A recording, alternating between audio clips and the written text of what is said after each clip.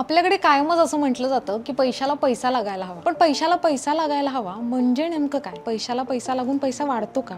आर्थिकदृष्ट्या यशस्वी असणाऱ्या व्यक्तींचा पैसा हा कसा वाढतो? ते त्यांचं टॅक्स प्लॅनिंग कसं करतात आणि यासाठी ते कोणते फॉर्म्युले वापरतात? आपल्याला त्यांच्यासारखं करणं शक्य आहे का? हे सगळंच आज आपण समजून घेणार आहोत SEBI registered investment advisor Priyadarshini Mule यांच्याकडून. हॅलो प्रियदर्शनी. हॅलो. पुन्हा एकदा आमच्या मनी मॅक्स चॅनलमध्ये तुझं खूप खूप स्वागत आहे. थँक्यू, धन्यवाद. पैशाचं नियोजनाबद्दल आपण एका पॉडकास्टमध्ये बोललेलोच आहे आधी. हो. पण पैशाचं नियोजन करून आपण श्रीमंत कसं होऊ शकतो, म्हणजे फक्त श्रीमंत होणं नाही पण त्याचं चांगलं नियोजन करणं हे शक्य आहे का? आणि त्याला पैशाला पैसा लागून तो पैसा वाढतो का, हे आज आपण समजून घेणार आहोत. बरं. तर त्यासाठी मी आधी एक छोटा सेगमेंट ठेवलाय आपला की एका वाक्यात उत्तर द्यायचं. बरं. तर पहिला माझा प्रश्न आहे की जुनी लोक कायम म्हणतात की पैशाला पैसा लागायला पाहिजे, पैसा वाढला पाहिजे, तर हे खरं असतं का? काही अंशी खरं आहे, पण पैशाचा योग्य विनियोग आणि योग्य नियोजन हे त्या जोडीला तितकंच महत्त्वाचं. ओके. दुसरा माझा प्रश्न आहे, पैशाची व्यवस्थित गुंतवणूक करून श्रीमंत होता येतं का? श्रीमंत म्हणण्यापेक्षा आर्थिक स्तर उंचावता येतो का?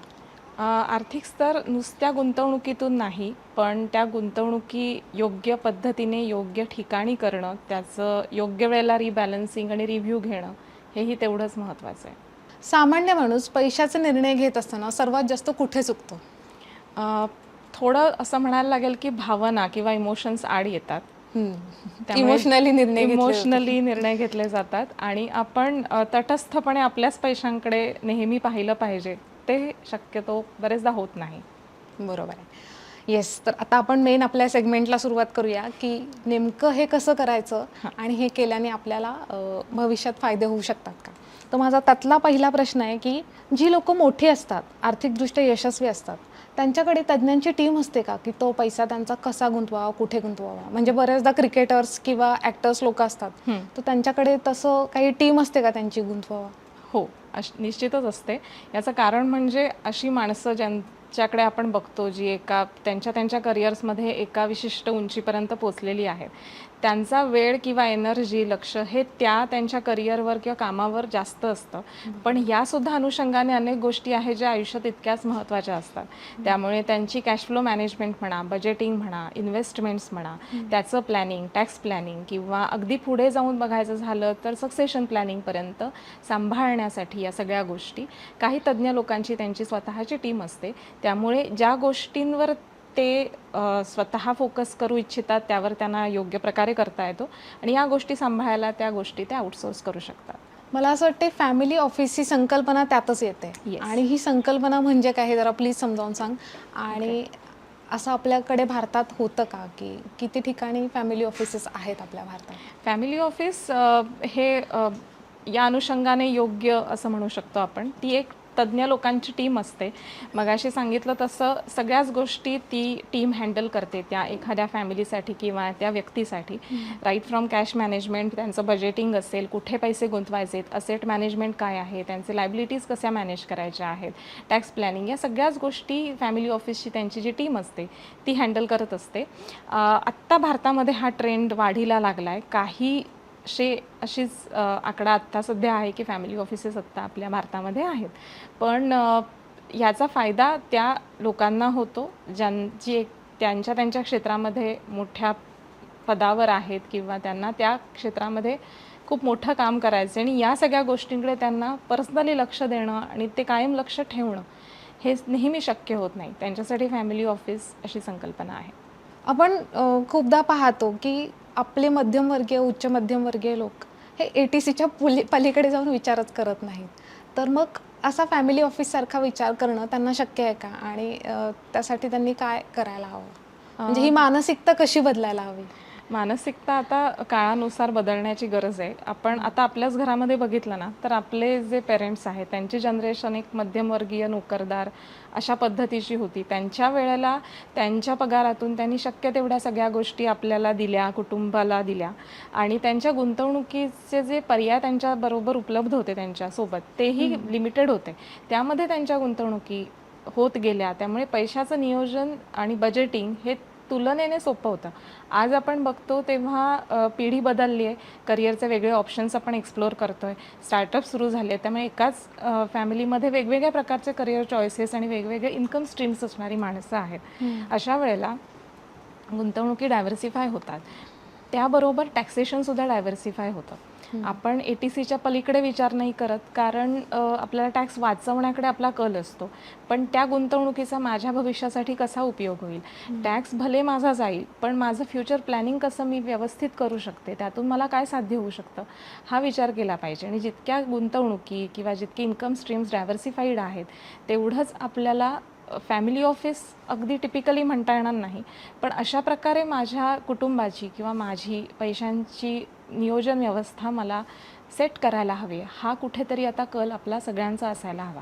विशेष करून आता आपण उच्च मध्यमवर्गीय किंवा मध्यमवर्गीयांबद्दल बोलतोय तेव्हा हे असायला हवं, कारण आज नाही तर उद्या भविष्यामध्ये या गोष्टी जर सेग्रिगेटेड असतील, जर समजत असेल की नेमकं कशा प्रकारे आपल्याला पुढे जायचं आहे, तर अशा तज्ज्ञांची मदत घेऊन आपण जर पुढे गेलो तर आपल्याला ते भविष्यात सोपं पडू शकतं. ओके, मला फक्त असं वाटतं की आपण इथे फॅमिली ऑफिस अशी जी संकल्पना वापरली आहे, तर तिथं फॅमिली या शब्दाला काय अर्थ आहे? म्हणजे तिथे फॅमिली म्हणून त्यांचं इन्कम कन्सिडर केलं जातं का इंडिव्हिज्युअल लेवलला ते कन्सिडर केलं जातं? ते फॅमिली म्हणूनच होतं, कारण जितका पैशाच्या स्ट्रीम्स किंवा बिझनेस मल्टिप्लाईड असतील तेव्हा अशा कुटुंबांमध्ये प्रत्येकाच्या नावावर काही ना काहीतरी मालमत्ता किंवा गुंतवणुकी किंवा कोणत्या तरी कॅश फ्लोजमध्ये किंवा कॅश स्ट्रीम्स प्रत्येकाच्या नावावर विभागलेल्या असू शकतात. त्या अनुषंगाने सगळ्याच गोष्टी बदलत जातात, नॉमिनेशन्स म्हणा किंवा मालकी हक्क म्हणा. त्यामुळे फॅमिली ऑफिसमध्ये ॲज अ फॅमिली म्हणून ते कन्सिडर करून कुठेतरी एक संयुक्तिकरित्या सल्ला दिला जातो की गोईंग अहेड तुम्हाला काय करायचं आहे. आपण जेव्हा आपल्या कुटुंबांबद्दल बोलतोय ना, तेव्हाही आपण अशा गोष्टींचा विचार करून पुढे जाऊ शकतो. आणि अगदी मोठी टीम नाही, पण व्हर्च्युअल एक टीम आपल्यासाठी असावी, ह्या पद्धतीने आपण नक्की बघू शकतो की फिनान्शियल प्लॅनिंग करायचं झालं तर अनबायस्ड पद्धतीने मला कोण सल्ला देऊ शकेल की जेणेकरून मला माझं आजचं काय आहे फिनान्शियल स्टेटस किंवा माझी स्थिती आणि मला भविष्यात काय करायचं आहे त्याबद्दल क्लॅरिटी येईल. मला टॅक्स प्लॅनिंगबद्दल फारसं कळत नाही आहे, पण मग एखादा चांगले प्रोफेशनल चार्टर्ड अकाउंटंट त्यांच्या सर्व्हिसेस मी हायर करू शकते का, हेही मी पाहायला हवं.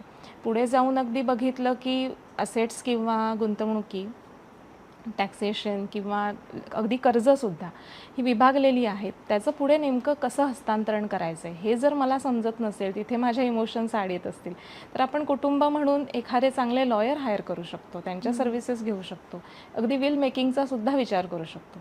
पण या सगळ्या गोष्टींकडे आपण सगळ्यांनी इमोशनली न बघता थोडं तटस्थ राहून पाहण्याची गरज आहे. आणि या टीम्स किंवा हे जे सर्व्हिस प्रोव्हायडर्स आहेत त्यांच्या काही फीज असू शकतात, पण आपण त्या जरूर पे केल्या पाहिजे, जेणेकरून आपल्याला एक एक्सपर्ट अनबायस्ड ओपिनियन मिळू शकतं. आत्ता तू इमोशनलचा मुद्दा घेतला. माझ्या असं पाहण्यात आहे की आपल्याकडे म्हणजे मध्यमवर्गीय किंवा उच्च मध्यमवर्गीयांमध्ये खूपदा असं असतं की जी कोणी फॅमिलीचे हेड आहेत त्यांच्याकडेच सगळ्या प्रॉपर्टीची ओनरशिप असते आणि ह्या सगळ्यातनं त्यांना टॅक्स जास्ती पे करावा लागतो. तर हे डायव्हर्सिफिकेशन जी यशस्वी लोक आहेत ती थोडं तज्ज्ञांचं मार्गदर्शन घेऊन ते इक्वल करायचा प्रयत्न करतात, जेणेकरून त्यांना त्यांचा टॅक्स पण वाचतो आणि त्यांच्या गोष्टी पण सोप्या होतात. तर ही मानसिकता आहे का? काय म्हणणं आहे तुझं? म्हणजे तुला काय वाटतं की खरंच असं होत आहे का? तू आता इतके वर्ष प्रॅक्टिस करतेस तर होतंय कसं की तुम्ही म्हणालात तसं की कुटुंबामध्ये एक किंवा दोन ज्या वडीलधाऱ्या व्यक्ती असतात त्यांच्याकडे फिनान्सेस कंट्रोल्ड असतात, म्हणजे ते बघतात की नेमके खर्च कसे करायचे, अगदी छोटे छोटे हिशोब ते ठेवत असतात. सगळ्यांच्या सॅलरीज जरी असतील तरी काही घरांमध्ये असं असतं की एका व्यक्तीकडे ते इन्कम जातं आणि तिथून मग ते डिस्ट्रीब्यूट होतं. बिझनेस फॅमिलीजमध्ये तर हे फार कॉमन आहे. तर हे असताना कुठेतरी मग ती मॉरल रिस्पॉन्सिबिलिटी त्या एक दोन व्यक्तींवरच येते ज्या ते हँडल करत असतात की कुटुंबाचं स्टँडर्ड ऑफ लिव्हिंगसुद्धा मेंटेन करायचे, ते वाढवायचं सुद्धा आहे आणि पुढच्या पिढीकडे ते योग्य प्रकारे पोचवायचं सुद्धा आहे. पण हे करत असताना त्यांना त्यांचं रुटीन असतंच. त्यांना त्यांच्या बिझनेसवर किंवा नोकरी धंद्यावर जे काही त्यांचं प्रोफेशन आहे त्यावर फोकस करताना हे नियोजन करणं कुठेतरी तारेवरची कसरत पुढे जाऊन होऊ शकते.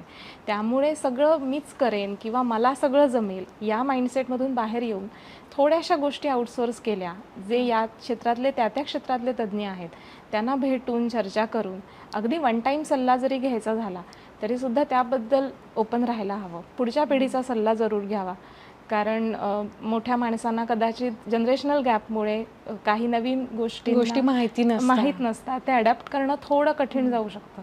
पण तू असं म्हणतीये, पण माझं असं ऑब्झर्वेशन आहे की खूपदा वडिलांनी आईनी काय इन्व्हेस्टमेंट केली हे ते आई वडील मुलांनाही नाही सांगत आणि त्यांना माहितीच नसतं. हे प्रत्येक जण इंडिव्हिज्युअली करत असतं, पण या सगळ्याचा तोटा फॅमिली म्हणून तुम्हालाच बेअर करावा लागतो. एक्झॅक्टली. त्यामुळे जर फॅमिली म्हणून आपण आपल्या फिनान्सेसकडे एकाच डिरेक्शनने बघितलं की आपल्याला आपण जिथे आहोत तिथून पुढे जायचंय, एक स्टँडर्ड ऑफ लिव्हिंग वाढवायचंय अशी आपली प्रत्येकाचीच इच्छा असते, किंवा जे काही आहे त्याचा विनियोग नीट करायला हवाय, तर थोडं टीम वर्क करणं आपल्या सगळ्यांनाच गरजेचं आहे. आणि त्यासाठी सुसंवाद हवा, आर्थिक गोष्टींवर मोकळेपणाने चर्चा हवी, आणि जे आपल्याला माहिती आहे, आपले जे बरे वाईट अनुभव आहेत ते आपण पुढच्या पिढीपर्यंत पोहोचवले पाहिजेत, आणि पुढच्या पिढीने सुद्धा त्यातलं जे चांगलं आहे ते निश्चित घेऊन मग पुढे गेलं पाहिजे. त्यामुळे फॅमिलीला ॲज अ टीम काम करणं गरजेचं आहे.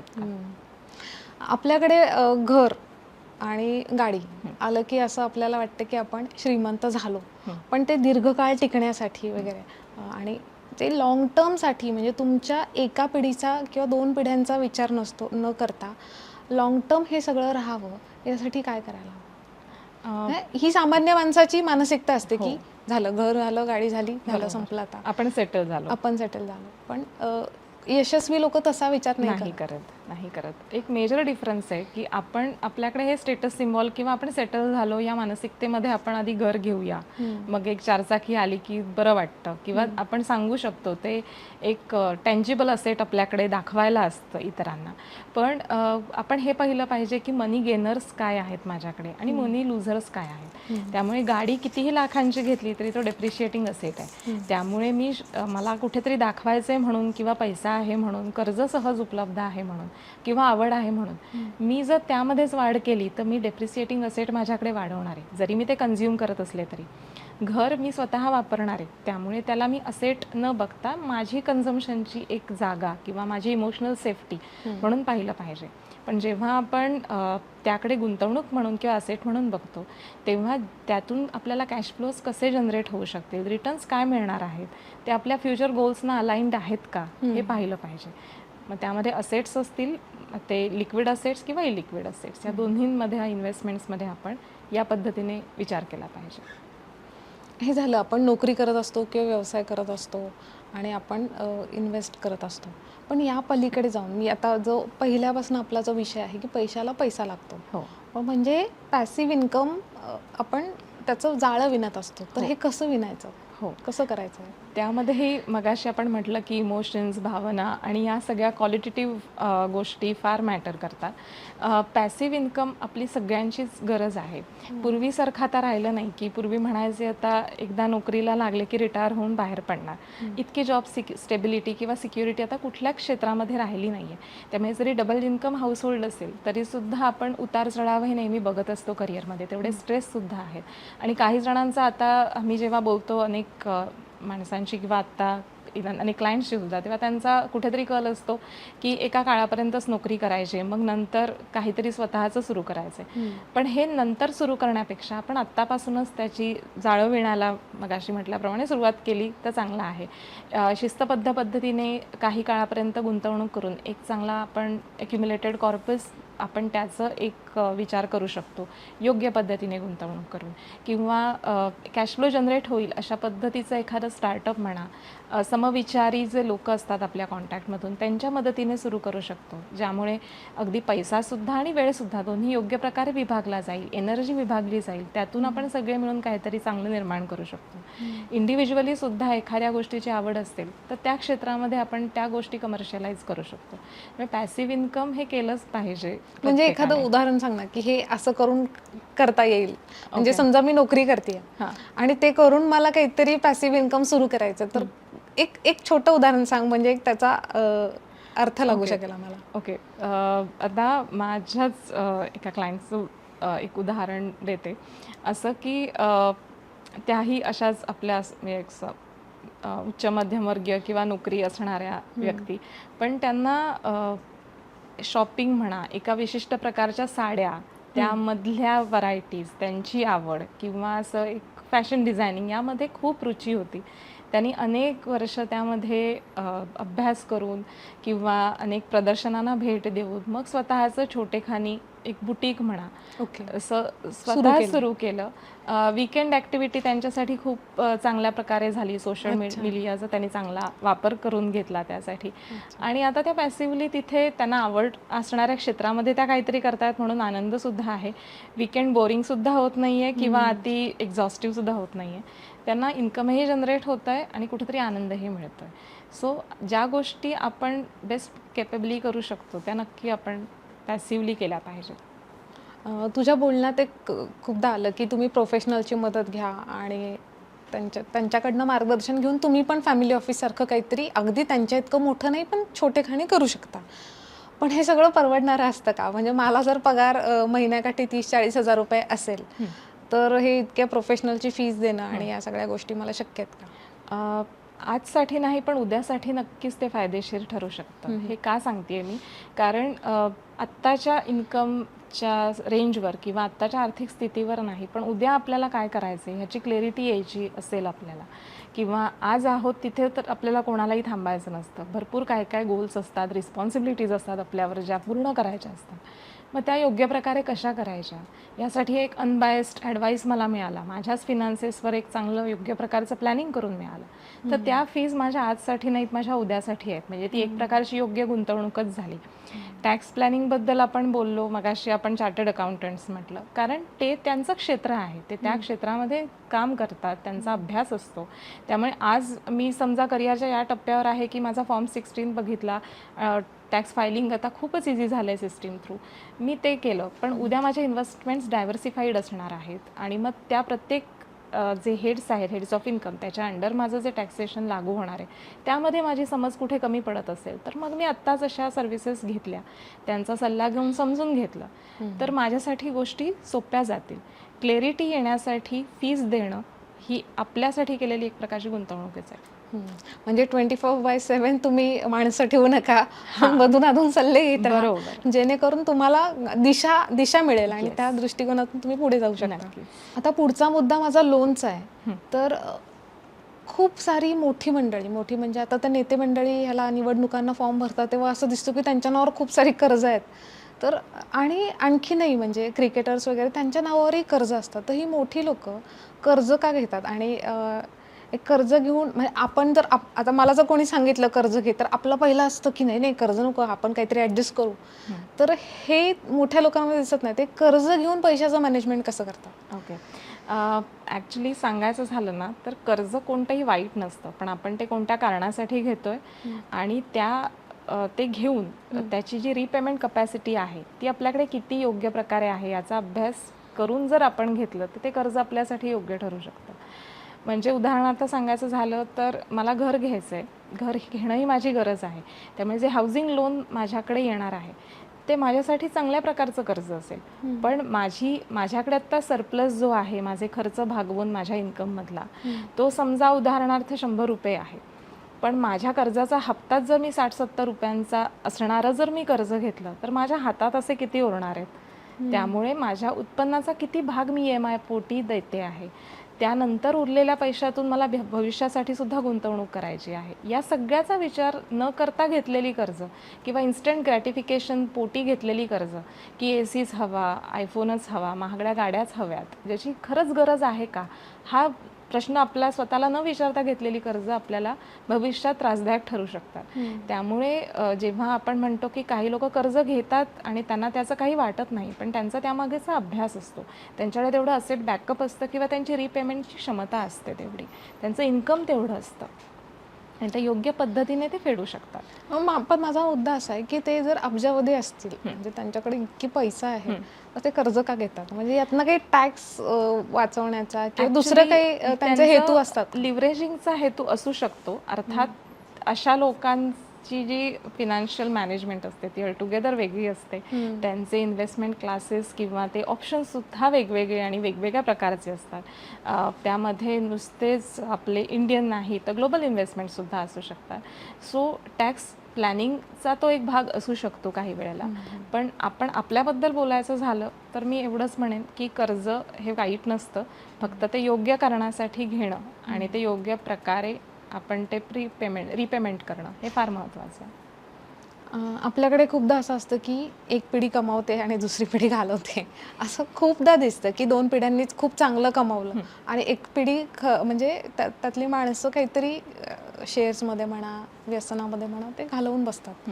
तर ही जी चढ उतार आपल्यामध्ये खूप दिसतं. म्हणजे आपल्यामध्ये मी सारखं का म्हणते की कारण ते मला रिलेट होतं. सामान्य माणसांना ते खूप रिलेट होईल की बरोबर. सतत असं असतं की चढ उतार. मागच्या 2 पिढ्यांनी खूप मस्त केलंय, छान कमवलंय आणि एखाद्या पिढीने सगळं घालवून टाकलंय. तर हे ना म्हणजे चांगल्या आर्थिक यशस्वी लोकांमध्ये तितकं दिसत नाही. तर ते त्यांच्या पैशाचं नियोजन कसं करतात? म्हणजे काय त्याच्या मागे काय लॉजिक आहे? सो आपल्याकडे होतं काय की एक पेरेंट म्हणून कोणाचाही कल असतो की आज माझ्या लहानपणी जे मिळालं नाही ते माझ्या मुलांना पुढे मिळालं, किंवा मला ही गोष्ट माझ्या आईवडिलांकडून करता आली नाही किंवा मिळाली नाही, तर मी ती आत्ता करेन. मी इतकं करिअरमध्ये माझ्या एक चांगल्या प्रकारे मी एक्सेल करेन, एवढे चांगले पैसे कमवेन योग्य मार्गाने की मला त्या सगळ्या गोष्टी मिळतील, मी त्या पुढच्या पिढीकडे पण देईन. पण हे देताना कुठेतरी पुढच्या पिढीला त्या कम्फर्ट झोनमध्ये काही ठिकाणी टाकलं जातं की सहज मिळतंय. मग तो एक अप्रोच तयार होतो की एखादी गोष्ट मिळवण्यासाठी जे कष्ट लागतात किंवा जे पेशन्स हवे असतात ते मग त्या पिढीकडे मुळातच नसतील सुरुवातीपासून, लहानपणापासून, तर मग त्याचा परिणाम लॉंग टर्म इफेक्ट असा दिसतो की एका पिढीने काहीतरी उभं केलं आहे, निर्माण केलं आहे, आणि मग दुसऱ्या पिढीकडे तितकं कॅलिबरच नाही आहे की ते कॅरी फॉरवर्ड करू शकतील. वाढवता नाही आलं तरी टिकवता तरी येईल. त्यामुळे यासाठी पालकांनी किंवा आपल्या कुटुंबामध्येच, आपण मगाशी म्हटलं तसं, आर्थिक विषयांवर मोकळा संवाद हवा. ज्या गोष्टी पुढच्या पिढीपर्यंत योग्य प्रकारे पोचवायला हव्या त्या आर्थिकदृष्ट्या नेहमी पोचवत आल्या पाहिजेत. मुलांना सुद्धा वाट बघण्याची थोडी सवय लागली पाहिजे. एखाद्या गोष्टीचं महत्त्व, पैशांचं महत्त्व हे मोठी पिढी, जी पहिली पिढी आहे तीच दुसऱ्या पिढीला सांगू शकते, पण ते योग्य प्रकारे. कुठल्याही गोष्टीचा अतिरेक नको, बॅलन्स हवा. पण मग मला असं म्हणायचं आहे की श्रीमंत लोक किंवा आर्थिकदृष्ट्या यशस्वी लोक असं काय वेगळं करतात म्हणजे जे आपण नाही करत? 2-3 महत्त्वाच्या गोष्टी यात आपण असं बघू शकतो की पटकन एखादी गोष्ट, किंवा समजा एखादा बिझनेस आहे आणि पुढची पिढी आत्ता उच्च शिक्षण घेऊन तयार आहे की त्या बिझनेसमध्ये ती लिगसी कॅरी फॉरवर्ड ते करू शकते, पण निव्वळ ती त्या कुटुंबातली व्यक्ती आहे म्हणून तिला एकदम मोठ्या पदावर बसवलं तर असं शक्यतो तुम्ही कुठे बघणार नाही. त्यांना ग्राउंड लेवलपासून सुरुवात करून प्रत्येक गोष्ट त्या बिझनेसच्या खाचखळगे समजून घेणं, बिझनेसच्या इतर ऑफिसमधल्या इतर लोकांसोबत त्यांचं रिलेशन कसं आहे, ते कशा प्रकारे इतरांशी वागतायत, काय समजून घेत आहेत, पर्सनॅलिटीमध्ये त्यांच्या काय काय बदल घडतात हे तपासलं जातं. पैसेसुद्धा एकदम हातात दिले जात नाहीत, त्याला काही ना काहीतरी एक लिमिट असतं की इतकाच खर्च ते करू शकतील. त्यामुळे त्यांना हे नेहमी कळतं की आपण जरी मोठ्या घरातले असू तरी आपलं स्पेंडिंग लिमिट किंवा आपल्याला एवढ्यातच वावरायचं. सो ते एक कुठेतरी कळतं. काही वेळेला असंही होतं की आपण काही अशी उदाहरणं पाहिली आहेत, मागेच पेपरात आलं होतं मीडियामध्ये की एक कोणीतरी गुजरातचे मोठे व्यापारी, त्यांनी एक दिवस त्यांच्या मुलाला कुठल्या तरी दुसऱ्या राज्यामध्ये पाठवलं आणि दिवसभर आयडेंटिटी लपवून काम करून तुम्ही किती पैसे मिळवू शकता हे बघण्यासाठी त्यांचा तो एक्सरसाइज होता. त्यांनी कुठल्या तरी एका दुकानात किंवा अशा काही ठिकाणी काम करून एक अमाऊंट काहीतरी मिळवली, पण त्यांना ते जीवन कळलं. सो दोन्ही प्रकारच्या ज्या गोष्टी आहेत ते त्या घरातूनच दिसतात. ट्रस्ट असतात मोठ्या बिझनेस फॅमिलीजमध्ये, ते मॅनेज करत असतात की या कंपनीजमध्ये एथिकली गोष्टी पुढे जायच्या असतील तर नेक्स्ट पिढी किती सक्षम आहे. त्यामुळे फेजेसमध्ये त्यांना इंट्रोडक्शन दिली जाते त्यांच्या आर्थिक स्तराविषयी आणि स्पेंडिंग लिमिटविषयी. आता तू ट्रस्टविषयी बोललीस तर खूपदा ते त्यांच्या म्हणजे श्रीमंत लोक, सतत माझ्या तोंडात श्रीमंत हा शब्द होतोय, मला आर्थिकदृष्ट्या यशस्वी असं म्हणायचं आहे. तर ही यशस्वी लोक जी आहेत त्यांना छान पैसा टिकवता आला, तर खूपदा ही लोक स्वतःच्या नावावर ती इन्व्हेस्टमेंट न ठेवता ते ट्रस्टमध्ये कन्वर्ट करतात. तर ते काय आहे, कायद्याच्या दृष्टीने ते कसं योग्य ठरतं? त्याने दोन्ही गोष्टी होतात. एक टॅक्स अँगल त्याकडे नक्कीच असतो आणि दुसरं म्हणजे एक चॅरिटी हा जो आस्पेक्ट आहे की आपण जे मिळवतोय ते समाजाला आपण काहीतरी देणं लागतो, त्याचा काही भाग तरी आपण समाजाला दिला पाहिजे, मग तो कोणत्याही रूपाने असतील. त्यामुळे मग असे आपण ट्रस्ट बघतो, त्या ट्रस्टची काही हॉस्पिटल्स बघतो किंवा धर्मादाय सेवादाय संस्था ज्या असतात त्यातून मग पुढे काम करत जातात की ज्यामुळे समाजाला काहीतरी उपयोग होईल. त्यामुळे इन्कम डायव्हर्सिफिकेशन असेल किंवा त्याला चॅरिटी करणं हेही असेल, जे खूप नोबल क्लॉज आहे. आणि टॅक्सेशन हा अर्थात त्याला अँगल असू शकतो. पुढच्या पिढीकडे आपण पैसा सोपवताना त्यांना व्हॅल्यूज आणि ह्या सगळ्या गोष्टी देतच असतो, पण ती सुरुवात कशी करायची? म्हणजे एकदम जाऊन सांगायचं नाही की तुझ्या नावावर इतकं पैसा आहे, तर ते तसं करू नये. बरोबर. आणि आपल्याकडे दोन टोकच असतात, म्हणजे एकतर आपण काहीच सांगत नाही किंवा मग सगळं सांगून टाकतो. तर हे दोन्ही टोकं मला असं वाटतं, पर्सनली असं वाटतं की हे चुकीचं आहे. तर हे स्टेप बाय स्टेप कसं जावं आणि कुठल्या वयापासून याची सुरुवात करायला हवी? ओके. आपण पण लहान होतो तेव्हा आपल्या आईवडिलांकडूनच आपण पैसा आणि या सगळ्या गोष्टी बघत बघत शिकलो. पण आता काळाची गरज आहे की लहान मुलांना ते आर्थिक शिक्षण घरातूनच मिळालं पाहिजे आणि ते ऑब्झर्वेशनने जास्त शिकतात. आणि प्रत्येक मुलाची ग्रास्पिंग कपॅसिटी ट्रिमेंडस असते. साधारणपणे मूल कळत्या वयात झालं, एक 7-8 वर्षांचं झालं की हळूहळू या गोष्टी इंट्रोड्यूस करायला हव्यात. सोप्या गोष्टी, म्हणजे बाजारात जाताना अगदी भाजी आणायला गेलं तरी सोबत घेऊन जाणं, थोडे व्यवहार कॅशने करून दाखवणं. म्हणजे आता डिजिटल पेमेंट्समुळे ते समजत नाही. काही वर्षांपूर्वी एक किस्सा घडला होता. एका सुपर मार्केटमध्ये मी होते तेव्हा UPI पेमेंट्स नव्हती, आपण कार्ड स्वाईप करून पे करायचो. माझ्या पुढचा नंबर होता, त्यांचं पेमेंटची जेव्हा वेळ आली तेव्हा त्यांनी कार्ड दिलं आणि मग तो त्यांचा मुलगा त्यांना म्हणाला की मगाशी मी ते खेळणं घेत होतो, तू काही नाही म्हणालात तुम्ही बाबा. तर ते म्हणाले, अरे ते खूप महाग होतं, तेवढे पैसे नाही आहेत आपल्याकडे. तर तो म्हणाला, इथे पैसे कुठे लागतात, तुम्ही कार्ड देऊनच तर हे सगळं विकत घेता. सो ही एवढी डिजिटल पेमेंट्स वगैरे कन्सेप्ट इतक्या लहान मुलांना जरी नसेल कळत तरी सुद्धा आर्थिक व्यवहार कळू शकतात. किती पैसे दिले, त्यातून उरले किती, खर्च किती झाले, हे सोपं गणित मांडू शकतो. पुढे जाऊन तुम्ही जर आपण ज्याला पॉकेट मनी म्हणतो तो आता UPI द्वारे सुद्धा प्रत्येकाच्या बँक अकाउंटमध्ये लहान मुलांच्याही आपण देऊ शकतो. पण काही पैसे रोख स्वरूपात दिले तर त्यांना कळेल की पर्स किंवा वॉलेटमध्ये इतकेच पैसे आहेत, त्यामुळे यातून महिना किंवा काही दिवस जर आपल्याला भागवायचे तर कशा प्रकारे खर्च किंवा बजेटिंग झालं पाहिजे, ते बजेटिंग त्यातून कळू शकतं. काही रिवॉर्ड्स पॉईंट्स आपण देऊ शकतो की समजा एक्स अमाऊंटचा पॉकेट मनी आहे, त्यातून इतके जर सेव्ह झाले पैसे तर एखादी ट्रीट म्हणा, त्यांच्या आवडीचं एखादं पुस्तक किंवा एखादी ॲक्टिव्हिटी त्यांच्यासोबत, जेणेकरून त्यांना पैशांच्या व्यवहाराविषयी किंवा पैशाविषयी कुतूहल किंवा एक सवय हळूहळू लागेल. आणि मग जशी मुलं मोठी होतील तुम्ही त्यांच्यासाठी गुंतवणूकही करू शकता त्यांच्या नावावरती, मायनर असताना सुद्धा ॲज अ गार्डियन. 18 वर्षांची जेव्हा ती होतील, जेव्हा व्यवस्थित सज्ञान होतील, तेव्हा त्यांच्याच नावाने त्या तुम्ही ट्रान्सफर करू शकता ॲज अ मेजर. आणि मग त्यांना कळू शकतं की कशा प्रकारे आत्तापर्यंत लॉंग टर्म इन्व्हेस्टमेंट केल्यामुळे आत्ता काय स्थिती आहे पोर्टफोलिओची. त्यामुळे तीच पिढी जेव्हा स्वतः कमवायला लागेल तेव्हा त्यांना हे सांगायला लागणार नाही की पहिल्या सॅलरीबद्दल तू काय करायला हवंस. इन्व्हेस्टमेंटचा भाग त्यामध्ये नक्कीच येऊन जाईल. सो हळूहळू स्टेप बाय स्टेप. आणि अर्थातच आर्थिक संवाद प्रत्येक घरामध्ये खूप महत्त्वाचा आहे. पण आता मी जसं म्हटलं की इन्सिक्युरिटी असते पालकांमध्ये. समजा माझा मुलगा आहे, तो आता लग्नाच्या वयाचा झाला आहे, तर मला भीती असते की काय उधळून बसेल सगळं काय एवढं मी जे काय कमावलं आहे ते. तर आपण ना हे कधी त्याला सांगितलं पाहिजे की बाबा माझ्याकडे एवढं आहे बरं का नाहीच सांगितलं पाहिजे? किंवा कसं होतं ना की डायलेमा असतो की सांगितलं तरी अडचण असते आणि नाही सांगितलं तरी, सांगितलं तर असं वाटतं की घालवून बसेल सगळं आणि नाही सांगितलं तर असं वाटेल की त्याला कळलंच नाही मी गेले वगैरे. तर बॅलन्स हवा. कोणाचीही मालमत्ता अशीच कोणीही हस्तांतरण करून घेऊ शकत नाही. त्यामुळे आपण त्याबद्दल सजग राहिलं पाहिजे. आपण फिनान्शियल रेकॉर्ड्स आपली कायम मेंटेन ठेवली पाहिजेत, आपण नेहमी म्हणतो. आणि जी मुलं आता कळती आहेत, कमावती आहेत, ते तर स्वतः आर्थिक व्यवहार हँडल करतायत, त्यांना तर या गोष्टी नक्कीच माहिती पाहिजेत.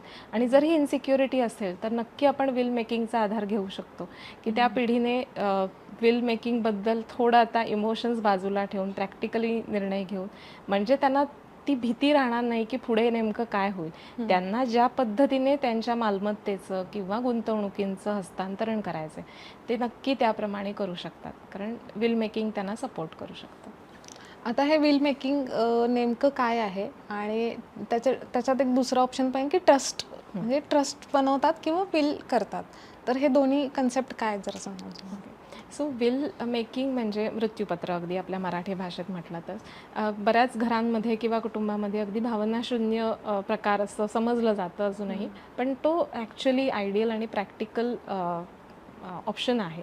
जर आपल्याला आपल्या गोष्टी पुढच्या पिढीपर्यंत सगळ्या आर्थिक गोष्टी योग्य प्रकारे पोचवायच्या असतील, हस्तांतरण करायच्या असतील तर त्यामुळे ती व्यक्ती त्या विलमध्ये त्या सगळ्या गोष्टी नमूद करू शकते. त्यांचे लिक्विड असेट्स, इलिक्विड असेट्स किंवा त्यांचं जे काही आत्ता त्यांनी कमवलेलं आहे ते सगळं कशा प्रकारे पुढच्या पिढीपर्यंत पोचवायला हवं आहे ते सगळं त्या विलमध्ये येतं. अर्थात हे करण्यासाठी आपण एखाद्या चांगल्या प्रोफेशनल लॉयरची जरूर मदत घेऊ शकतो, कारण त्यांच्या थ्रूच या गोष्टी योग्य प्रकारे होऊ शकतात. आणि ट्रस्टबद्दल बोलायचं झालं तर ट्रस्ट या आपल्याला हवा आहे का करायला, आपल्या कुटुंबासाठी ते गरजेचं आहे का, हाही सल्ला लॉयरच देऊ शकतात. की नुसतं विल मेकिंग हे सोपं आहे किंवा सुटेबल आहे की त्याला पुढे जाऊन ट्रस्टचा पर्याय दिला पाहिजे. ट्रस्ट म्हणजे अशी एक लिगल एंटिटी किंवा बॉडी असते की जी अशा मालमत्तांचं पुढे सक्सेशन प्लॅनिंग किंवा हस्तांतरण करणं यासाठी योग्य प्रकारे मदत करते. त्यावर एथिकली त्यांचा वॉचसुद्धा असतो. त्यामुळे कुठेही त्या व्यक्तीच्या इच्छेनुसार त्यांच्यानंतरसुद्धा त्या गोष्टी सुरळीत चालू राहायला लिगलीसुद्धा मदत होऊ शकते. पण अर्थात यासाठी किंवा याबद्दल अधिक बोलायला एखादे चांगले लॉयर किंवा प्रोफेशनल हे अतिशय गरजेचे असतात. त्यांच्या सर्व्हिसेस जरूर घ्याव्या, त्यांचा सल्ला घ्यावा आणि मग आपण पुढे जावं.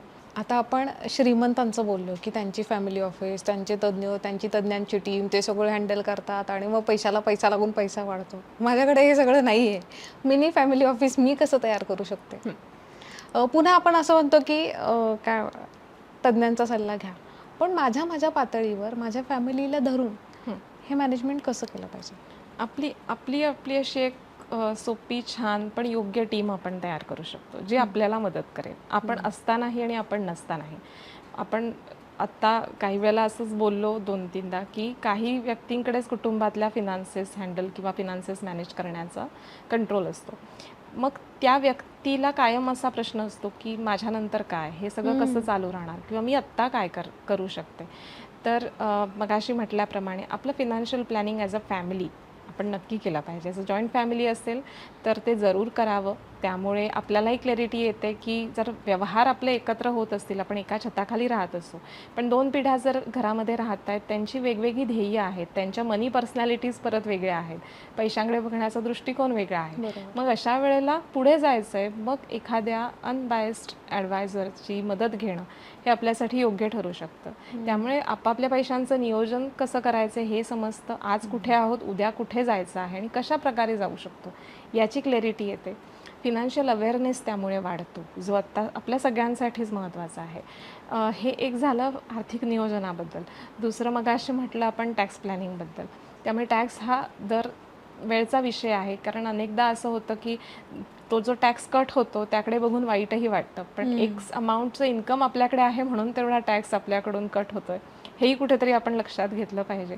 ती अर्थात इन्कम चांगलं असणं ही आपल्यासाठी चांगलीच गोष्ट आहे, पण आत्ता सुरुवातीला टॅक्स फाईल करणं इझी असू शकतं, पण पुढे जाऊन काय, मग त्यासाठी चार्टर्ड अकाउंटंट आपण मगाशी म्हटलं त्याबद्दल की ओळखीतले किंवा एखादे प्रोफेशनल चार्टर्ड अकाउंटंट त्यांच्या सर्व्हिसेस हायर करू शकतो. आणि लिगल कोणत्याही गोष्टी असतील, आपल्या काही मालमत्ता असतील, उद्या घर घ्यायचं आहे, घर विकायचं आहे, गावाकडच्या काही गोष्टी असतात, 3-4 ठिकाणी विखुरलेल्या मालमत्ता असू शकतात, कर्ज असू शकतात, मग ह्याचं पुढे नेमकं काय करायचं, लिगल आस्पेक्ट आपल्यानंतर पुढच्या पिढीला कुठल्याही प्रकारची त्या पद्धतीची झळ पोचायला नको, यासाठी मगाशी म्हटलं तसं विल मेकिंग असे किमान 3 गोष्टी किंवा 3 टीम्स आपल्याकडे, 3 तज्ज्ञ जर आपण सल्ले घेतले त्यांचे योग्य प्रकारे आणि त्यांच्या फीज ही आपल्यासाठी भविष्यातली एक इन्व्हेस्टमेंट होऊ शकते, तर हे आपण नक्की आपल्या पातळीवर करू शकतो. त्यामुळे गोष्टी तटस्थपणे मॅनेज होऊ शकतात. आपल्या इमोशन्स त्यामध्ये येणार नाहीत. आपल्या लिमिटेड नॉलेज किंवा आपल्याकडे नॉलेज आहे पण आपल्याला आता वेळच नाही आहे ह्या सगळ्या गोष्टींकडे लक्ष द्यायला, पण ती जी टीम आहे आपल्यासाठी ती योग्य प्रकारे काम करेल आणि आपल्याला पुढे ठेवून आपल्याला जे योग्य आहे तोच सल्ला त्यांच्याकडून आपण घेऊ शकतो. हे सांगत असताना ते गावच्या जमिनी आणि हा मुद्दा आला तर मी एक बातमी करत होते, त्यामध्ये असं आहे की अजूनही प्रचंड प्रमाणात तोंडी व्यवहार केले जातात. हो. आणि ते ज्या केसेस आत्ता पेंडिंग आहेत कोर्टात त्या जवळपास 60 ते 70% या मालमत्तेविषयीच्या हो. वगैरे आहेत, म्हणजे बरोबर. सिव्हिलमधल्या. हो. तर म्हणजे हे 20-20, 30-30 वर्ष हे चालू आहे. चालूच राहतं, हे संपतच नाही. त्यामुळे हे विल प्रकरण तर खूप खूप महत्त्वाचं आहे, की महत्त्वाचं. तुम्हाला काय आणि कुणाला द्यायचं हे ते हो. आणि पूर्वी व्यवस्थित. एकत्र कुटुंब पद्धती होती, त्यामुळे पूर्वीच्या पिढीला वाटलंच नाही की मायग्रेशन होईल, कुटुंबातले काही सदस्य नोकरी बिझनेससाठी शहरात जाऊन शहरात जातील, शिक्षणासाठी मुलं बाहेर जातील. बाहेर जातील. आता तशी परिस्थिती राहिलीच नाही आहे. शहरातल्या शहरात एकाच कुटुंबाची 2-2, 3-3 घरं हा, म्हणजे असतात, एक भाऊ विभक्त गावाकडे असतात. शेती करत असतो हां. आणि एक अमेरिकेत असतो, ज्याला शेतीत काय चाललंय ते माहिती काही माहीत नसतं. नसतं किंवा तो काय कमवतोय अमेरिकेतला हां, भाऊ ते त्याला ते माहिती माहिती नसतं. नसतं आणि ह्याची कुठेही नोंद योग्य प्रकारे नसते किंवा त्याचं एक लीगल पुढे जाऊन काय करायला हवं, कशा पद्धतीने ते सेग्रिगेट व्हायला पाहिजे. हे करताना मात्र कुटुंबामध्ये इमोशन्स आडी येऊ शकतात. यासाठी तटस्थपणे सल्ला देणाऱ्या व्यक्तींना आपण त्यांच्या सर्व्हिसेस हायर करणं महत्त्वाचं आहे. आपल्याकडे जी आपली संपत्ती असते ती आपण वाढवत असतो, हे करत असतो, पण हे सगळं करत असताना आपल्याकडनं खूप काही कॉमन चुका होत असतात, ज्या आपण बघतो की जे आर्थिक यशस्वी व्यक्ती आहेत तिथं सहसा त्या होत नाहीत, पण आपल्याकडे त्या होतात. तर अशा कोणत्या चुका आहेत ज्या आपण आयडेंटिफाय करून त्याच्यावर काम करायला हवं आणि ज्या खूप कॉमनली घडतात? एक म्हणजे थोडं कन्झर्वेटिव्ह बिहेवियर असू शकतं. म्हणजे 2 टोकं आहेत त्याची. काही ठिकाणी आपण खूप कन्झर्वेटिव्ह असतो, की ही इन्व्हेस्टमेंट ऑप्शन्स मला कळतायत. मी ह्याच्या पलीकडे जाऊन मी गुंतवणूक करणारच हा, नाही. म्हणजे एफडीच्या पलीकडे कितीतरी ऑप्शन हां. आहेत हे माहितीच नसतं. माहिती नसतं किंवा माहिती असलं तरी सुद्धा आपल्याला वाटतं की Risk. एफडीमध्येच Safe आहे. सेफ्टी किंवा सिक्युरिटी आहे, बाकी ठिकाणी नाही. असं तर खरं नाही आहे. प्रत्येक इन्व्हेस्टमेंट ऑप्शनला त्या लेवलची रिस्क असोसिएटेड असते. फक्त त्याची योग्य माहिती घेतली पाहिजे आपण. हे एक प्रकार झाला. दुसरं म्हणजे माहिती नसताना निव्वळ रिटर्न्स हवेत म्हणून इन्व्हेस्ट केलं. जसं की कोविड नंतर जेव्हा मार्केटवर आलं किंवा आत्ताची सुद्धा मार्केटची आपण स्थिती बघतो, तेव्हा मार्केट लिंक्ड गुंतवणुकींना जी रिस्क असते ती समजून न घेता त्यात उडी घेणं आणि मग रिटर्न्सच्या मागे ट्रेडिंग करणं, मग तिथे लॉस झाल्यानंतर मग सगळ्याच मार्केट लिंक्ड गुंतवणुकी चुकीच्या असे समज स्वतःच करून घेणं, हेही टाळलं पाहिजे. त्यामुळे योग्य प्रकारचं नॉलेज आणि अवेअरनेस आपल्या सगळ्यांकडे वेळोवेळी आपण तो घेत राहिला पाहिजे, वाचत राहिलं पाहिजे, चांगल्या गोष्टी ऐकत राहिल्या पाहिजे ज्या आर्थिक व्यवहारांशी, आर्थिक बाबींशी निगडीत आहेत.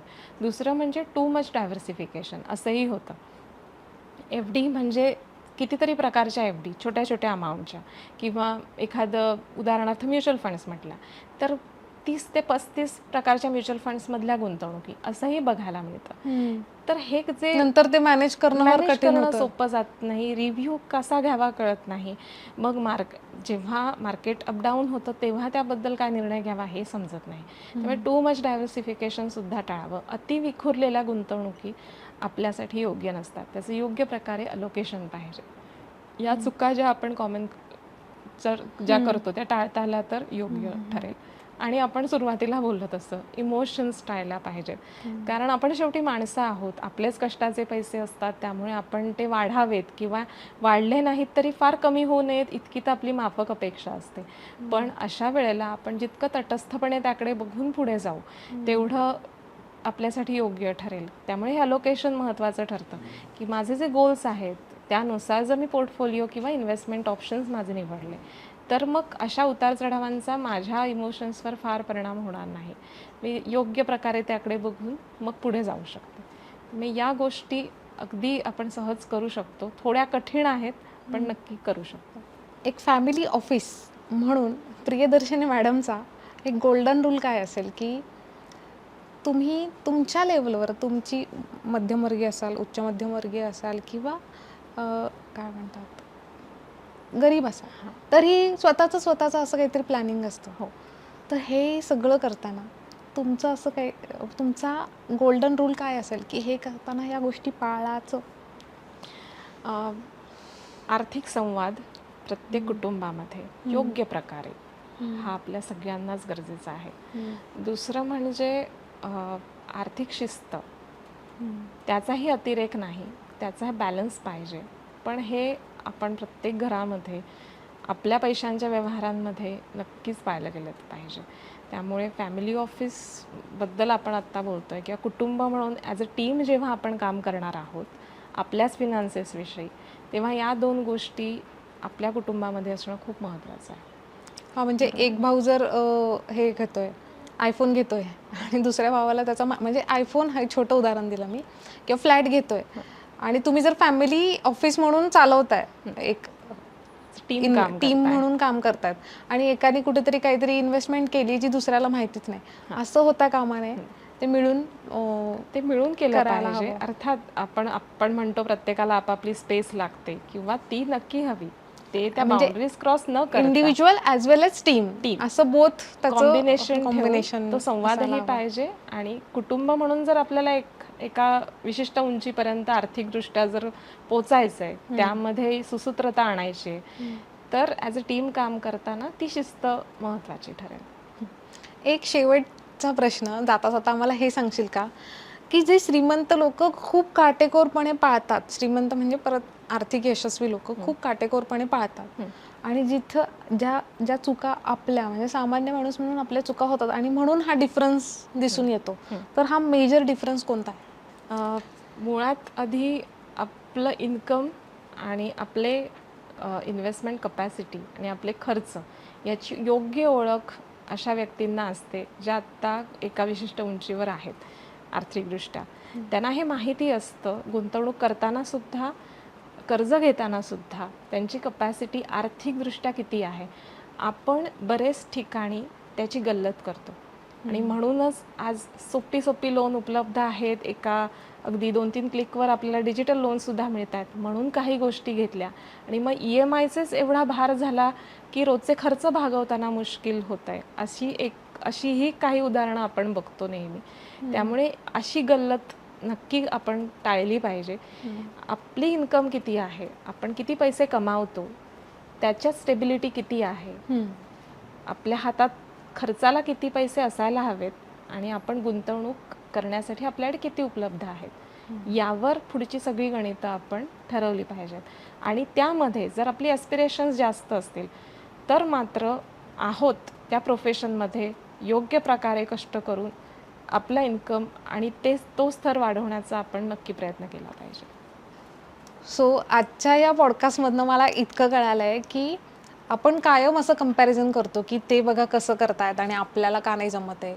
तर मला असं वाटतं की आपण हे शिकून घेतलं पाहिजे की त्यांना का जमतं आहे आणि आपल्याला का जमत नाही, तर ते नेमकं काय करतात, ते त्यांच्या प्रॉपर्टीचं नियोजन कसं करतात, ते एकतर टीम म्हणून काम कसं करतात आणि एकाच व्यक्तीकडे सगळा कंट्रोल न ठेवता सगळे मिळून एकमेकांना कशी सोबत करतात आणि त्यातून कसं चांगलं इन्व्हेस्टमेंट प्लॅनिंग त्यांचं होतं आहे, टॅक्स वाचतो आहे आणि सगळ्याच गोष्टी होतात. तर आजच्या या पॉडकास्टमधून मला मिळालेलं काय म्हणतात हे इनपुट म्हणता येईल. तर खूप खूप थँक्यू प्रियदर्शनी. आणि अशाच पुढे वेगवेगळ्या विषयांवर आपण गप्पा मारतच राहूया आणि नेहमीच वेलकम तुला. थँक्यू. धन्यवाद. थँक्यू.